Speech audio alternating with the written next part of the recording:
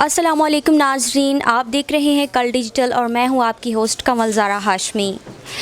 नाजरीन, आज हम चकवाल में मौजूद हैं। पाकिस्तान का सकाफ़ती शहर है और जैसा कि हम सब जानते हैं कि चकवाल की पहलवान रेवड़ी बहुत फेमस है। इसके साथ चकवाल की जो हाथों की बनी महारत है, जैसे कि खूसा और खेड़ी जिसको कहते हैं पंजाबी में, वो बहुत मशहूर है और ये हाथों से बनाई जाती है। इसकी महारत बहुत ज़्यादा होती है।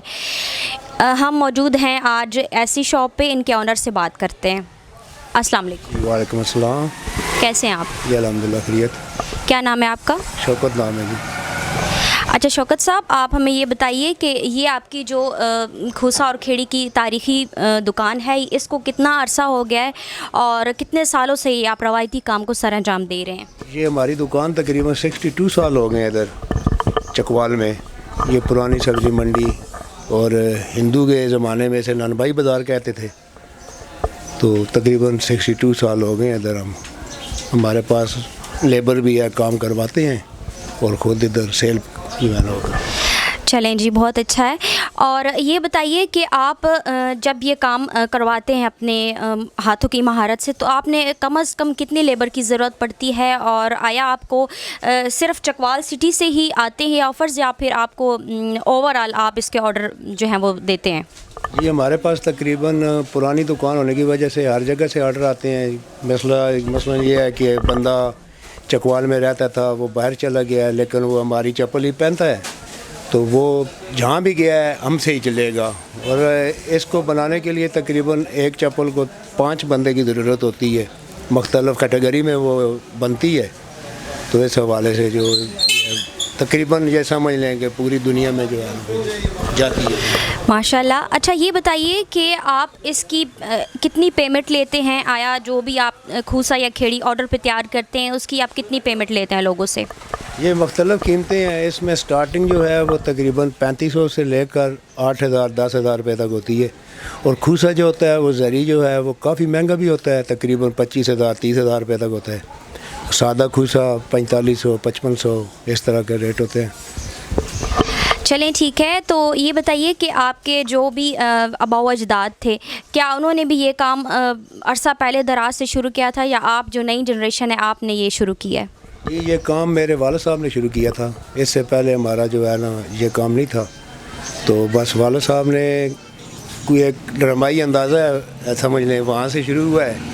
किसी बंदे से ख़ुद अपनी चप्पल बनवाते थे, तो फिर उसने उनको कहा है कि आप इस तरह करें, अपनी शॉप बनाएं।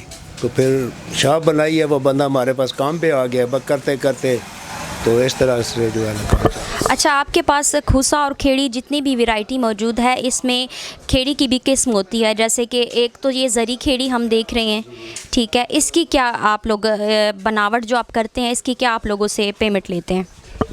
हम जो बनावट करते हैं इसमें ज़री खेड़ी जो है वो तकरीबन स्टार्ट होती है 17,000 से, तो 30,000 रुपये तक जो है ना हमारे पास बनती है। उसमें सारा हाथ का काम होता है, उसमें कोई मशीन वगैरह का किसी किस्म का काम नहीं होता है, टोटल हाथ का काम होता है। उसमें तकरीबन 1 महीना लगता है एक चप्पल पे।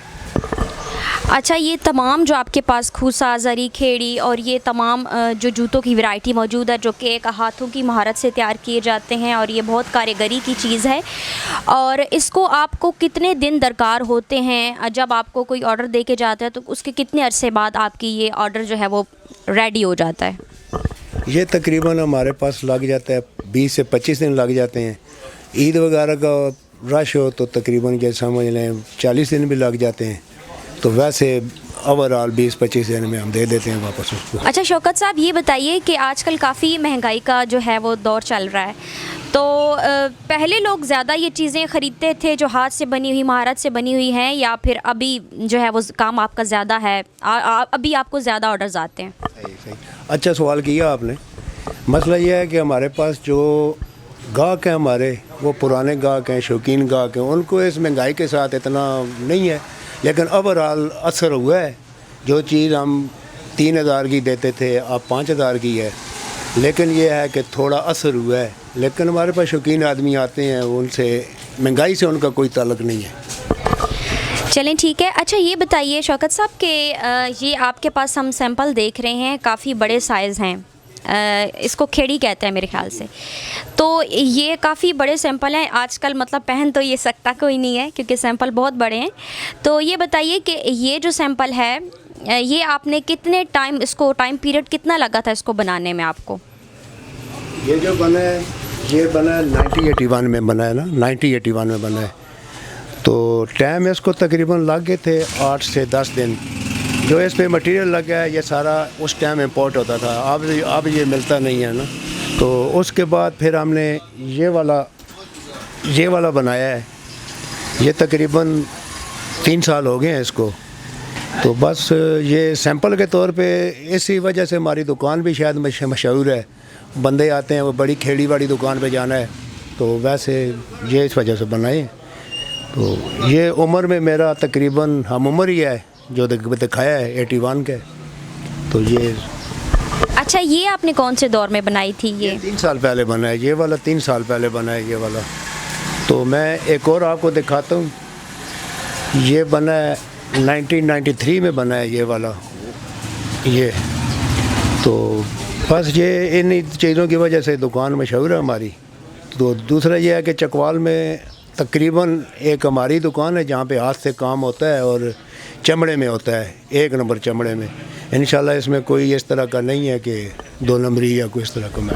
अच्छा, ये बताइए, ये जो आप खेड़ी मुझे दिखा रहे हैं ये प्योर खेड़ी है। तो ये बताइए कि इसको आपने कितने अरसा पहले इसको आपने बनाया था महारत के साथ? ये बनी है 1993 में बनी है ये वाली। एक बनी है 1981 में और एक 1993 में बनी है। चलें जी, ठीक है, बहुत शुक्रिया। और आपकी शॉप का विज़िट हमने किया है, बहुत अच्छी चीज़ है ये। और हाँ, खुशी होती है ये जान के कि आजकल के दौर में भी ये हाथों की महारत और कारीगरी की चीज़ें मौजूद हैं जो कि एक सकाफ़त का जो है वो पेश करती हैं नमूना।